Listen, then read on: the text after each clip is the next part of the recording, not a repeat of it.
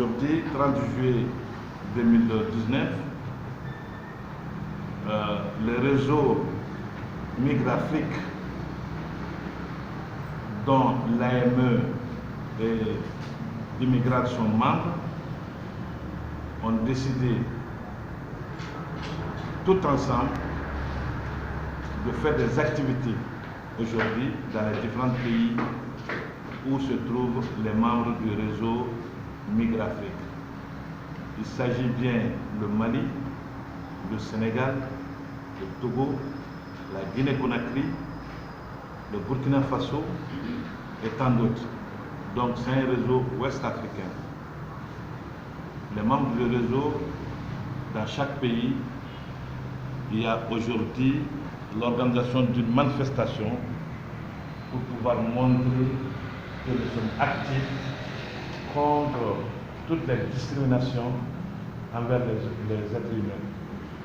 C'est pour cela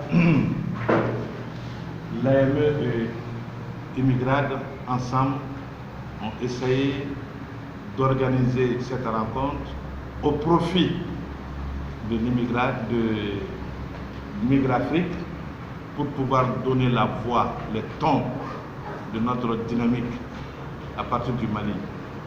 Donc, comme j'ai si bien dit, le Sénégal est en train d'organiser, les membres du réseau au Sénégal en train d'organiser aussi leur dimension de mobilisation. C'est des conférences publiques, c'est tant d'autres, ainsi de suite.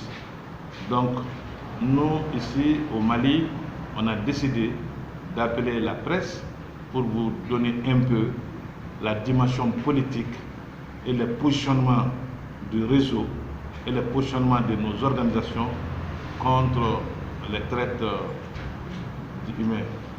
Alors, de ce fait, M. Oumar Sidibé, qui est membre de Immigrate, va nous parler un peu qu'est-ce que c'est que Migrafrique. L'objectif, les mandats, comment ça a été créé. Donc Oumar va essayer de nous parler de cela. Ensuite, Lamine Diakité de l'AME va nous parler un peu de la journée, le contexte même de la journée. Comment les Nations Unies ont adopté la journée du 30 juillet et c'est pourquoi ça a été mis en valeur.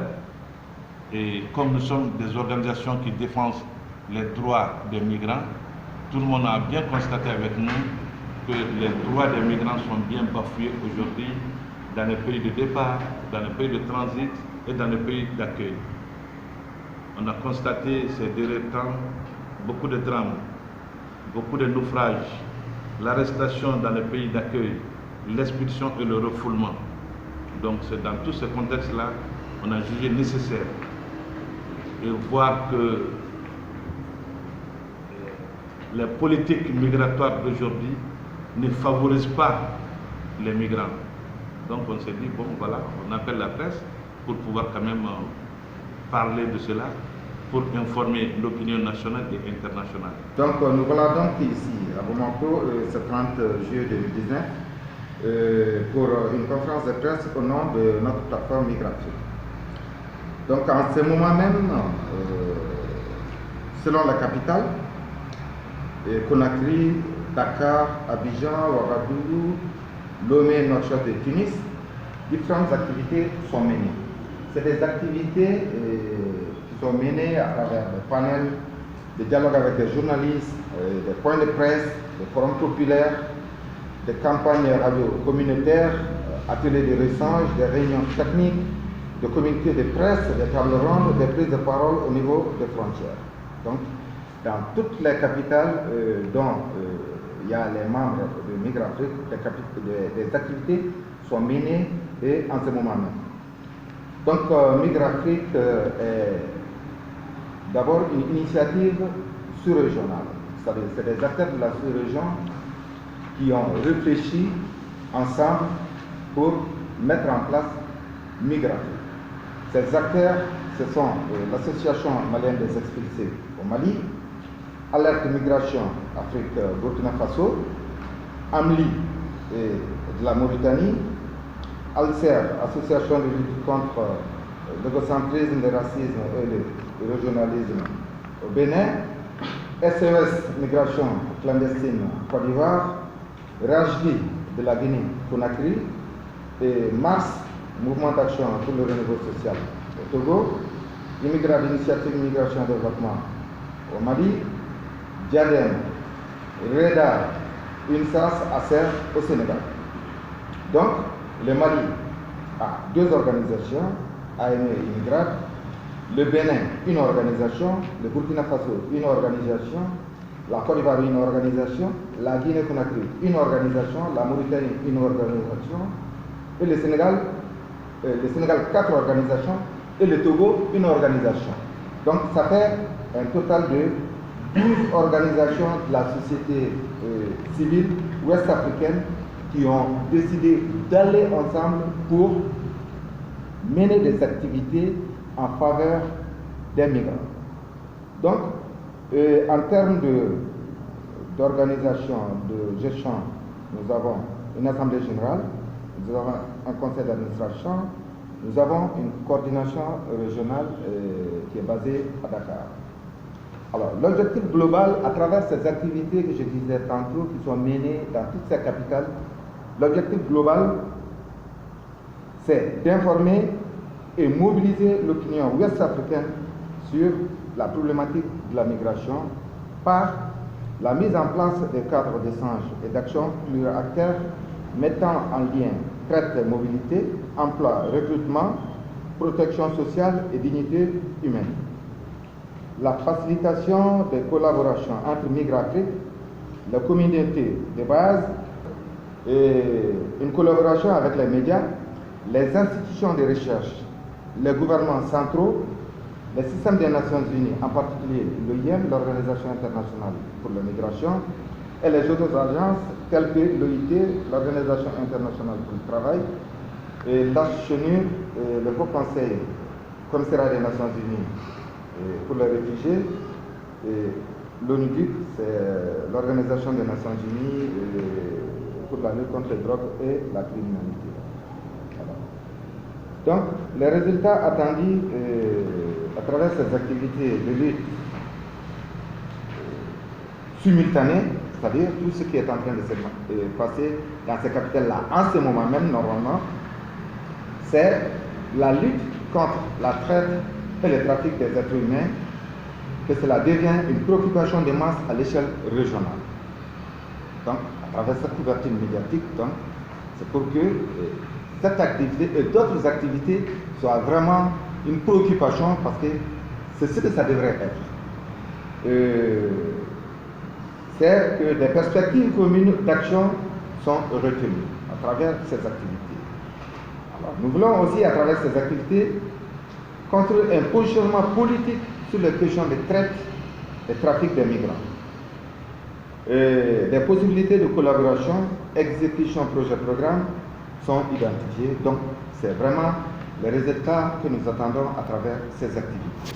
Alors, les lignes d'idéal, c'est la promotion de la libre circulation des personnes, des services et des biens en Afrique, par le plaidoyer pour l'effectivité de la libre circulation en Afrique de l'Ouest, espace CEDEAO, la protection des personnes en mouvement, c'est-à-dire les migrants, les personnes déplacées, les réfugiés et apatrides. Faite par l'Assemblée générale des Nations Unies à travers une résolution, la résolution 68-192, adoptée le 18 décembre 2013. Donc, à travers cette résolution, l'Assemblée générale des Nations Unies a décidé de proclamer le 30 juillet comme journée mondiale de la lutte contre la traite d'êtres humains.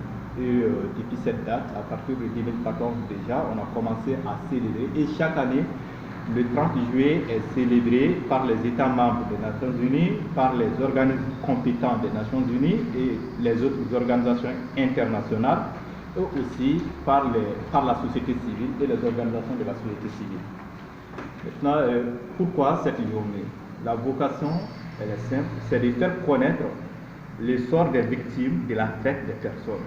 Donc, il faut informer l'opinion publique nationale et internationale sur les sorts des victimes de la traite et partant promouvoir et protéger les droits de ces victimes-là.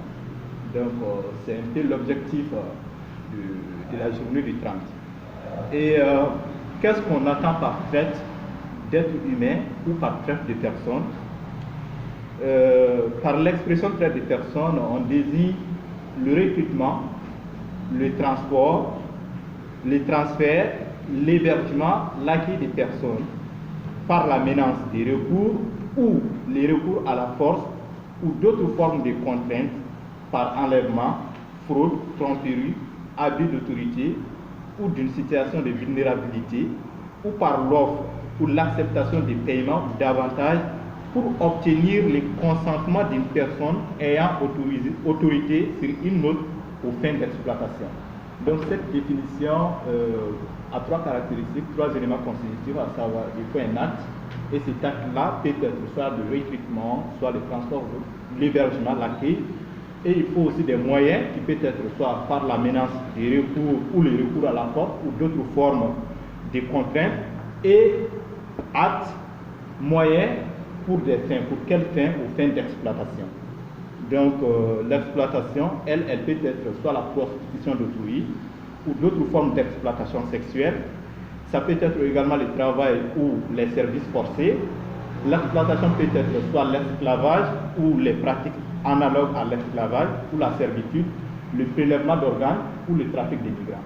Donc tout ça, tous ces actes-là peuvent constituer des exploitations et peuvent entrer dans la définition de la traite d'êtres humains.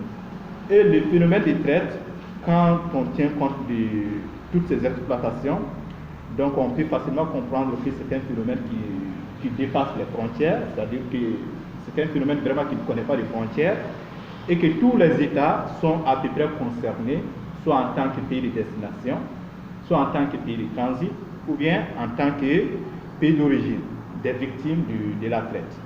Donc la grande majorité de ces victimes-là sont très souvent des femmes et des enfants. Pour illustrer, de 2017 à 2010, on a constaté qu'entre 55 et 60% du nombre total de victimes de traite détectées étaient des femmes.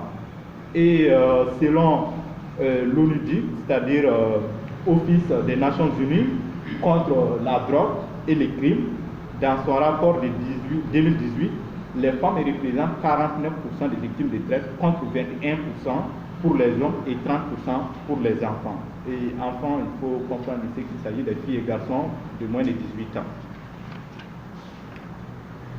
D'un autre côté, on vient de parler des victimes et les auteurs. D'un autre côté, la majorité des auteurs de la traite sont des hommes. Cela ne veut pas dire que les femmes, elles sont aussi auteurs, mais la grande majorité de ces auteurs-là, c'est vraiment les hommes. Et maintenant, les formes d'exploitation suivies par les victimes se ramènent plus souvent à l'exploitation sexuelle, le travail forcé, la mendicité forcée, la traite des enfants pour les combats armés, et on peut ajouter également le trafic des migrants. Et quelles sont les mesures qui ont été prises et quel impact ces mesures-là ont pu produire? D'abord, au niveau international, on le sait, la traite d'êtres humains, elle est incriminée et elle fait déjà l'objet de répression par des instruments juridiques internationaux. Au niveau national, on sait que depuis 2002, le Mali a adopté une loi, donc c'est une avancée normative, et cette loi, c'est pour lutter contre la traite des personnes et les pratiques assimilées. Et sur le plan structurel, un comité national de coordination de la lutte contre la traite des personnes et les pratiques assimilées, c'est pour la mise en œuvre de cette loi-là, a été créé et qui est chargé de coordonner et d'assurer le suivi des actions de lutte contre la traite des personnes et des pratiques assimilées.